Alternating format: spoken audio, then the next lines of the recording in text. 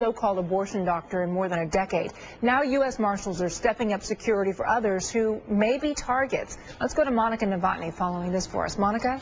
Contested, the U.S. Marshals wouldn't say who was the subject of that increased security, but Dr. Tiller was one of only a handful of doctors who performed controversial later-term abortions. Dr. Warren Hern now says that he is the last doctor in the U.S. who also performs the same procedures. He is the founder and director of the Boulder Abortion Clinic. He was also a close friend of Dr. George Tiller. Dr. Hern, we appreciate you joining us. As I said, you were close friends. We're sorry for your loss today. You were quoted as saying that Dr. Tiller's death was predictable. What was your reaction when you heard him? Why do you say that? Thank you for inviting me, Monica. Dr. Tiller's death is a profound tragedy for his family and his friends and his medical colleagues. He is very much a beloved person among us, those of us who work in this field and provide these services.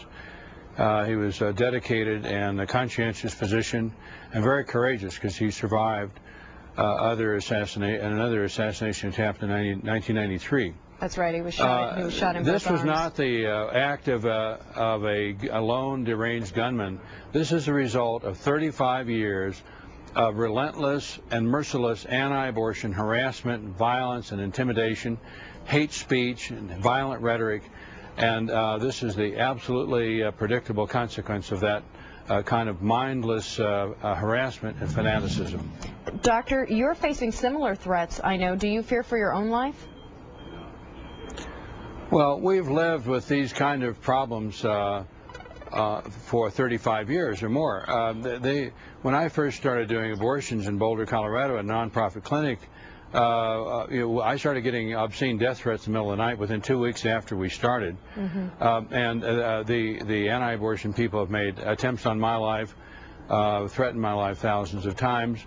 Every doctor who does abortions in this country is under this kind of threat. But do you find yourself more fearful today in light of what's happened to your friend? Well, I think that clearly the anti-abortion people will stop at nothing, including assassination, to impose their will on other people. Yeah. And was this something, clearly, Doctor, that the two of you had I'm discussed? alarmed, and my family is alarmed. Was this something that the two of you, as doctors, given the threats that you were facing, was it something that the two of you had discussed? Oh, we talked about it all the time, sure.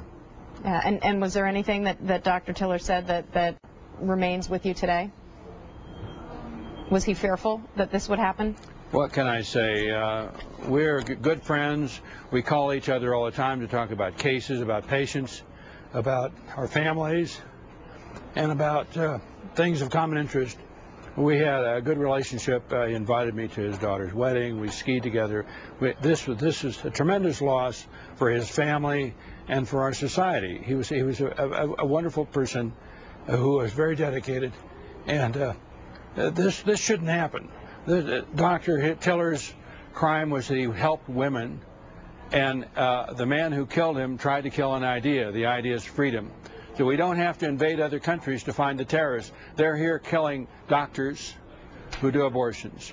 The main difference between the American anti-abortion movement and the Taliban is about 8,000 miles.